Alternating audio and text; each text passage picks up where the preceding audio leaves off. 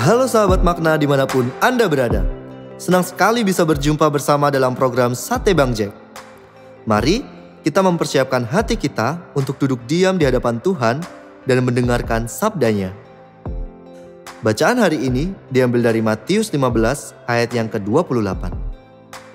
Maka Yesus menjawab dan berkata kepadanya, "Hai ibu, besar imanmu, maka jadilah kepadamu seperti yang kau kehendaki."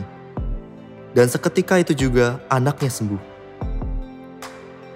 Bertahun-tahun yang lampau, saya adalah seorang yang pesimistis dan selalu negatif. Filosofi saya adalah, kalau kita tidak mengharapkan sesuatu yang baik terjadi, maka kita tidak akan pernah kecewa. Akhirnya begitu banyak hal buruk yang terjadi dalam hidup saya. Sampai-sampai saya tak berani berpikir akan hal-hal baik akan terjadi pada hidup saya. Karena pikiran saya negatif. Demikian juga mulut saya. Hanya dipenuhi ucapan negatif yang keluar dari mulut saya. Akhirnya pikiran dan ucapan mulut yang selalu negatif membawa hidup saya menjadi lebih negatif dan buruk. Mungkin Anda mengalami hal yang serupa dengan saya. Anda menghindari berharap yang baik agar Anda tidak kecewa dan terluka. Sikap dan kebiasaan ini adalah gaya hidup negatif. Semuanya menjadi negatif dimulai dari hati dan pikiran kita yang negatif. Semuanya serba negatif, tak ada yang diharapkan. Namun, ketika saya makin mendalami firman Tuhan dan memohon Tuhan memulihkan saya, maka hal pertama yang saya sadari adalah saya harus mengusir pikiran negatif ini digantikan dengan beriman kepada Tuhan kita, karena Tuhan sungguh mengasihi kita.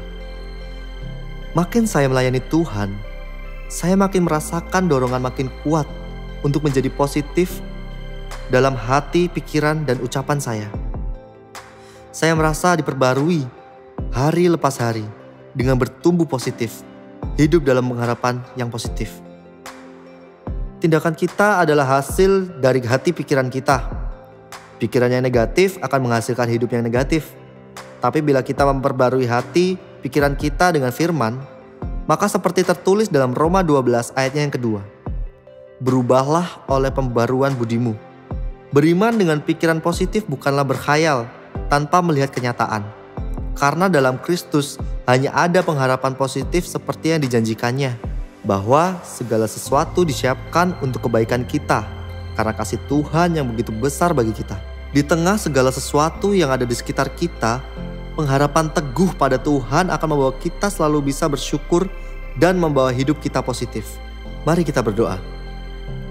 Ya Yesus, saya ingin menjadi orang yang makin positif. Tolonglah saya untuk berubah dan diperbarui sehingga seperti Engkau, sumber pengharapan yang selalu positif. Amin.